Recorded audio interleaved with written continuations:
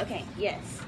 So, well, again, thank y'all for the little 15 minutes that I have. I know it's real busy, but yes, my name is Dana Smith, and I work actually right around the corner. I was telling her at Tenet Healthcare, the Fountain Place building, the Pointy building. So I work there, and I've been there for about a year and a half. I work in HR there as a specialist, and I focus on leave of absence there. So that's what I'm doing. And I go to church at Purpose Church, and I just want to try to feel like, who's this person coming to y'all, talking to y'all. So I go to church at Purpose Church, and I'm the church admin there, and I also do a lot of involvement with the singles ministry and the children's ministry there as well. So I'm here because I am graduating from DBU. I'll be getting my master's in management, and the concentration is conflict resolution. And everything is due Thursday, so I'm graduating next Friday, so I'm almost done. And this project is one of the assignments that I have for the class that I'm in, which is managerial strategy. So the assignment was that I needed to present in front of interview, which I had the interview with Miss Courtney, a leader at a nonprofit organization, just kind of get some issues that you guys, not issues, but problems that you guys face, and based off of the interview, give a recommendation based off of books that we've been learning in class. We've been going over a lot of different managerial books that are really beneficial, so I just kind of took some bullet points from those books to see, and it's probably, I know she said she's been doing this for 15 years? Okay. And how long have you been in nonprofit work? Close to 20. 20. So I know you guys, this is stuff I'm probably going to say is probably stuff you already know. So if it's not informational, then a reminder is always good. So the two books that actually I thought would fit best based on our interview one was called The Way We're Working Isn't Working, and that's by Tony Schwartz. And this book is just really kind of digging into the needs that are what we need as humans to produce efficiently, effectively, and to not get burnt out at the end of the day. So that book was really good, and I felt that that was appropriate for this atmosphere since it is a small 3-person staff. I know just being in the church, we're a small church, and I know how the smaller it is, the more responsibilities you have, the more things on your plate. So I felt that you probably guys do have burnt out days, so I thought that that would probably be good for you. And the second book that I wanted to kind of talk to you guys about was called Micro Trends, which is the small forces behind tomorrow's big changes by Mark Penn. And this book is actually, it kind of applies to you guys and it probably wouldn't. So I had to kind of think of it from a different way. What he's talking about is micro trends like those. This is a book about marketing. So he's talking about those niche groups that you kind of overlook, that you really aren't, it really isn't your target market because it's too small per se. But he's just talking about now, in this age that we're in, those niche, those small groups that you really don't target are the ones that's really going to be making the changing the future for us to begin with. So I kind of looked at it from a nonprofit perspective, that when you guys are marketing your organization to get the funding and reach the goals that you do need to get, that maybe there's some way that from the interview it sounded like it was just the same probably people, functions, organizations that you try to solicit to. So maybe in the future, maybe the smaller niche groups, finding the shared values between you and someone that isn't really bigger in scale may be another way to look at things. And I'm not a marketing major, so just suggestions. So the first book, The Way We're Working Isn't Working, by Tony Schwartz. The 4 needs that he kind of really digs into is our needs for sustainability, our needs for security, our needs for self-expression, and our needs for significance. And he's saying once you have the proper balance of these needs, it's really going to allow you to get into that performance zone and really function and do everything that you need to do as an employee and a contributor to whatever organization you're in. And I'll quote him. He says, when the demand exceeds our capacity, we default into a survival zone. So basically we're just working, trying to get it done. We're just pushing out stuff. Like I have deadlines at work and I'm just what I'm producing really isn't good, but it just met the deadline. So that's just being a survival method. I'm doing what I need to survive. So that's not good for us, and it's not good for our employers too. So once we move from the survival zone to the performance zone, which is accomplished through balancing these 4 needs, then we're able to be confident, engaged, happy, invigorated, and the work becomes effortless, and we're able to really just live in that moment. So that's where we perform the best, when we're able to balance these and get into that performance zone. So just to kind of dig a little deeper in what each need kind of stands for, the first need of sustainability, that is our need to spend and renew energy. It's just like breathing. You inhale and you exhale. You get it in and you get it back out. So it's a never-ending cycle. He gives us 4 recommendations on how to really get in the proper function system for our bodies. And one is an obvious one. Sleep or die is how he put it. Leaders always say they get more sleep than normal average people. More sleep is good. That's an obvious. Another recommendation is making waves. So making sure you're taking those intermittent breaks throughout your day, which can be as little as 10 minutes, just to calm your body down. It's like when you're cooking and the water is boiling, you have to kind of turn down the heat just so it doesn't completely boil over and mess over the stove. Same way with our brains. When our brains get really hot and really to the max and to the 10, we need to make sure that we recognize what that point is and just take a break and completely just shut down every single thing that we're doing and just change the channel in our minds so we can, get back into the a functionality point. He also says less is more. So in this chapter, he kind of talks about a hunger skill, and we've all probably there's so many different stages of being hungry. So like the first stage is you're just so hungry that you don't even feel the hunger anymore. And I've been there before. At night, the days have just been so long and I'm just so starving, but I just go to sleep and I don't even feel hungry no more because it's like subliminal at that point. I can't even feel it. So that's like stage 1.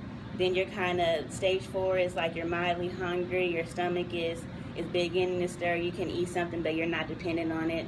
Another stage is the stage of being full, which you're full, you're satisfied, but you still have room for a dessert or 2. And the 10th stage is that you're so full that you feel sick and you don't even want to think about food. So he's taking these hunger skills and he's applying it to how we are when we think and how we are when we're at work. And he says at work it's best to operate in that middle stage between 4 and 6. So I quote him again, a gentle wave.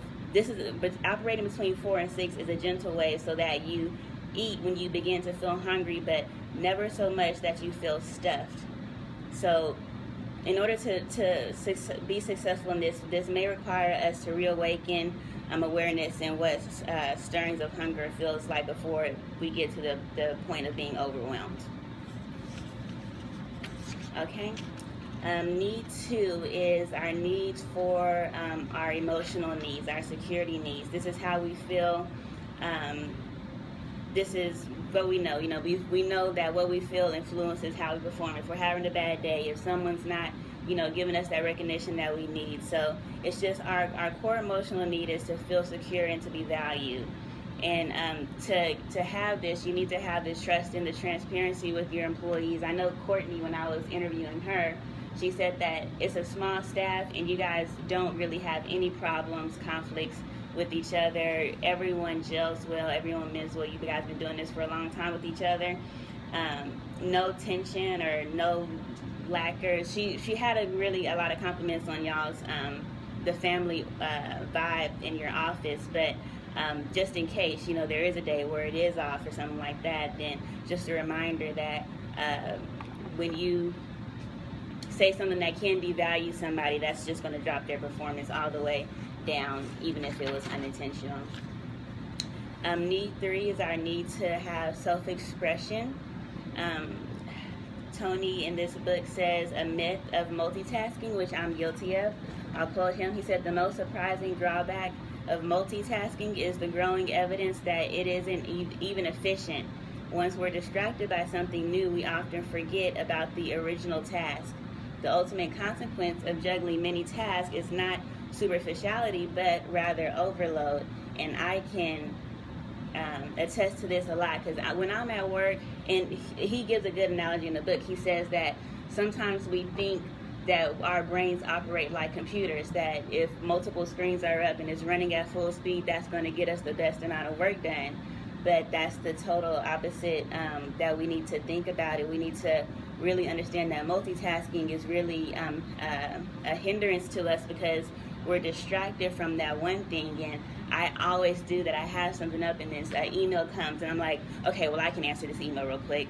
And then I go back and another email comes and it takes me a little bit longer, and then I completely forget about what I was starting to do. It's something to be so easily guilty of, and just to make sure we catch it when we get it, and not think that because I'm juggling all these things, that means I'm Mr. Big Shot.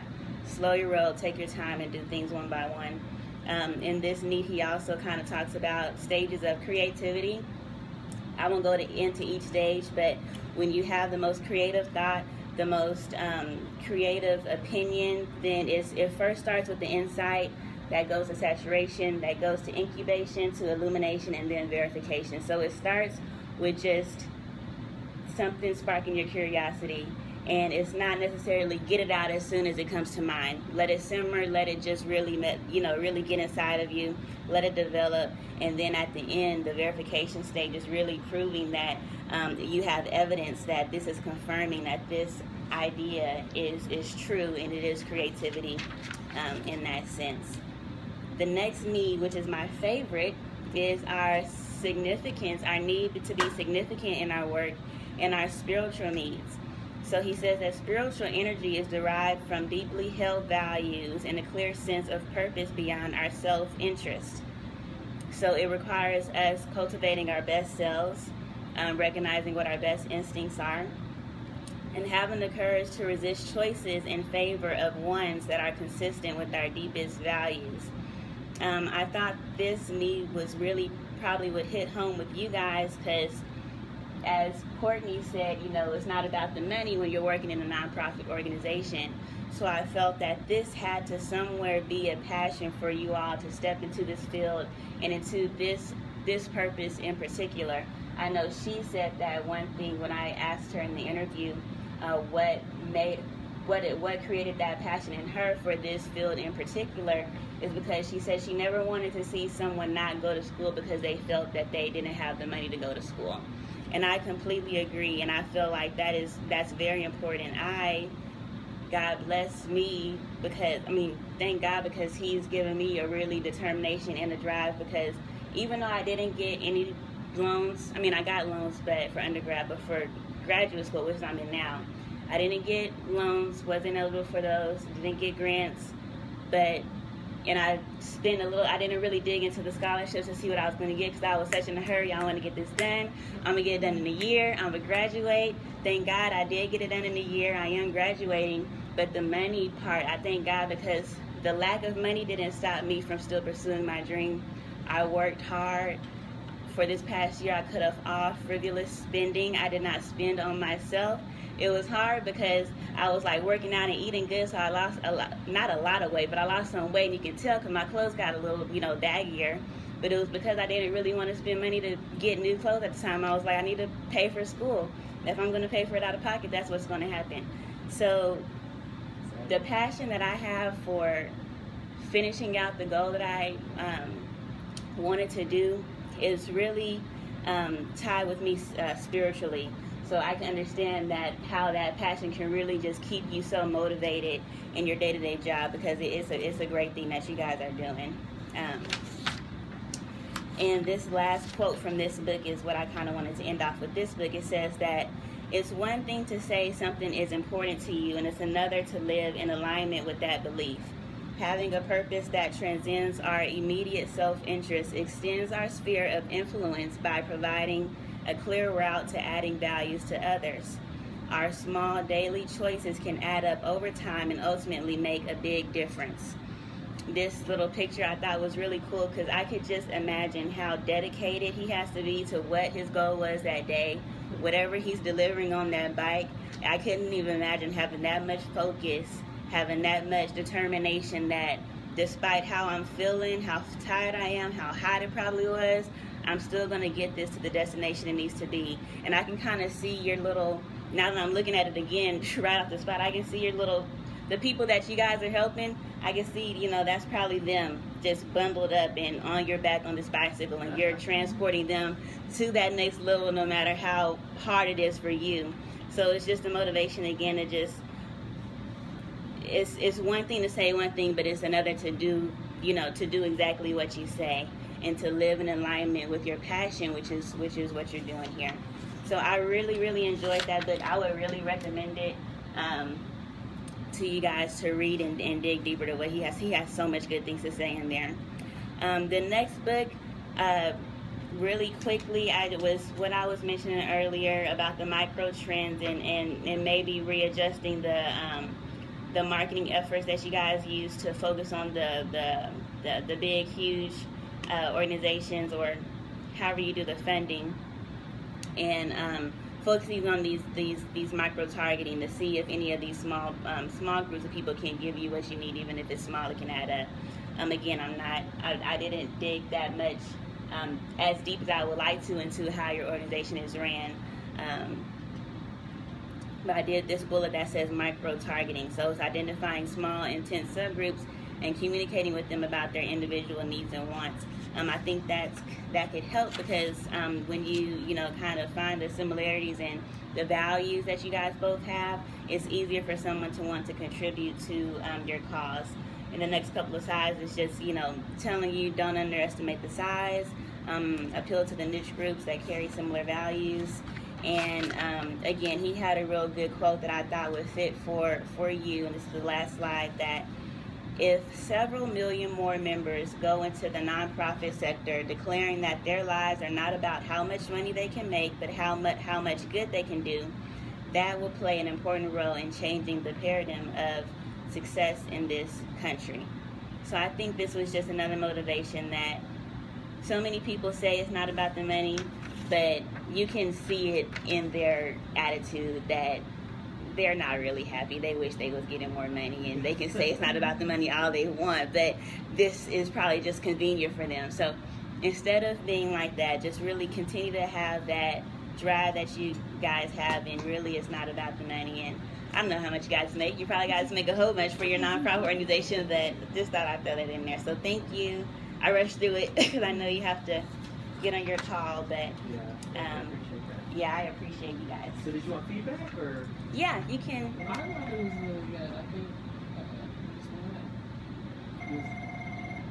You good, Joe? You want it? This one? Oh, this one?